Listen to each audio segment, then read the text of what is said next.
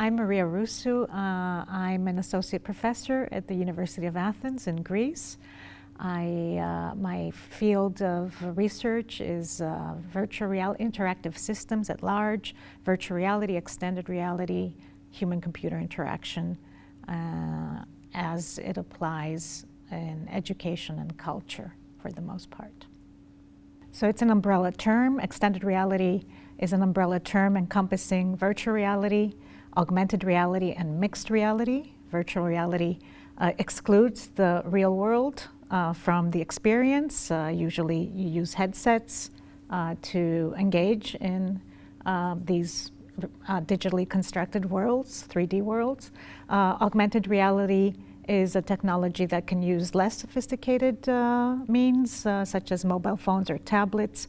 So through a camera feed, you experience the real world, and on the screen or the glasses, you can see digital augmentations, digital elements that are superimposed onto the real world.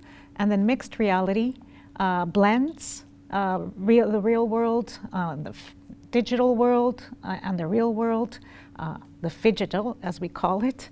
And you can have, let's say, real objects that you use within a virtual reality environment, so that makes the experiences even more interesting. One of our recent projects was a mixed reality project, and it had real objects within a virtual world, smell, wind, heat, so a multisensorial aspect to it. So extended reality is, we use that definition of extended reality essentially in our work. So when applying technology within the museum context, there are many balancing acts that you have to deal with to try to get to. And one is obviously the fact that museums are information spaces. Information is very accurately constructed information by experts, domain experts, archaeologists, educators, museum educators, and experts of all kinds. And of course, they have the public-facing aspect to them. So the public is usually comprises many different people with their own characteristics and wants and needs when they visit a museum, and information given to people in a dry manner does not work, as we know. So one balancing act is this information-heavy, accurate approach that the museum, as an authoritative voice, would like to convey, and then the different types of public that need to engage and come back to the museum, because that's one of the real aims and goals of museums, to bring their public back to them, their visitors. So you need to find how to deal with all of this. A lot of information, but also provide dramaturgy and storytelling and fun and playfulness and engaging the public with this information. Another balancing act is what you have to do when you design these types of projects with the domain experts. We have experiences. We always engage the domain experts from the beginning of the design. We call this participatory design. It is called participatory design, and it's probably the only way to ensure that what you design will actually then be used by the public. And if you can also bring members of the public into the design team at the outset, then that's even better. But there is a balancing act there, because these interdisciplinary and multidisciplinary teams come with their own approaches, their own worlds that one has to be able to manage into a coherent whole and a result that will resonate with your public at the end. So that's also something that one needs to account for. So we design with the participatory methodology, and that also includes, we always do this in all of our projects, we create personas. Personas are fictional users of the product, let's say, that we are designing. But these fictional users do not just come out of our heads, but they're based on research with the experts in every context. So in the museum context, for example, with the Acropolis Museum, we did a project, and we had the curators, the archaeologists, the museum educators, but also research with 100 visitors. Randomly, 2 days, we just selected visitors who were visiting the museum, and we asked them questions and recorded their demographics, and created these 6 personas, so 6 different users, fictional users, who look like real people though, who real people can identify with. And we designed for these 6 different personas. We do this in every project, as I said before. So that way, we design different experiences that can be personalized and adaptive to the real users of the digital product.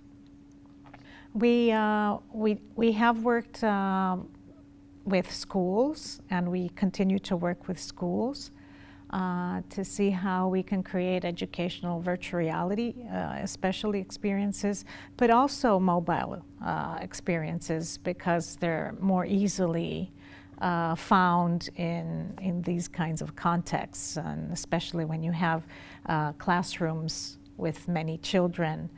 Virtual reality and immersive virtual reality experience may not be very easy to use and not so collaborative.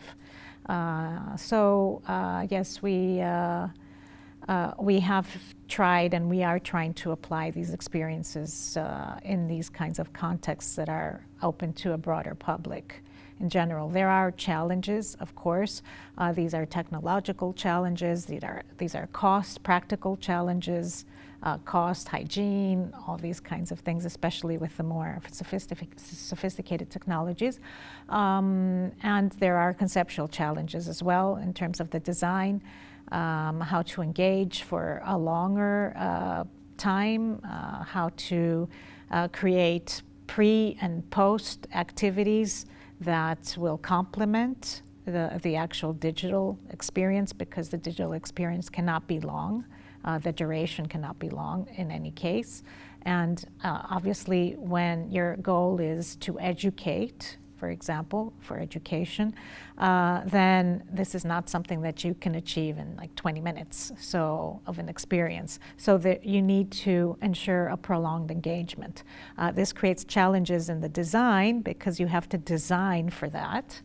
We're working on it, and one of our main goals now, or directions of research, is how to incorporate reflexivity, the concept of reflecting on the content, where I think is the essence of learning is in that.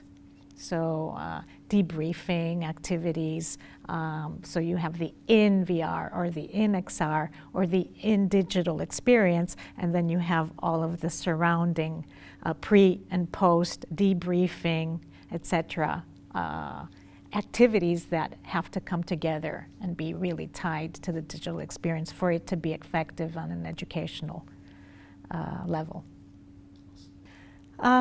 Well, AI is affecting everybody in how they work. It has been helping us for sure on a more practical level. For example, scenarios when we design experiences, it can help us with the scenario writing. But at this point and up to now, we've been using it only to support us in more time-consuming types of activities. The initial concept in the work and all of the design in terms of creating the content, the media assets, etc., we still do in a more conventional way, in a more traditional way, because I think that it's really hard to bring AI into work that involves all of these different domain experts and in work that is interdisciplinary, where different worlds come together. This is a creative process that at least I can't see AI right now being able to take on and take over. So we use AI to support all of these activities that we do, but at a very low level. And for example, translations, it helps us, especially if we work in, let's say, the Greek language, but our experiences are in English or different languages. It helps us out, but never on its own, and always contained within a curation that we do that is very human-centered.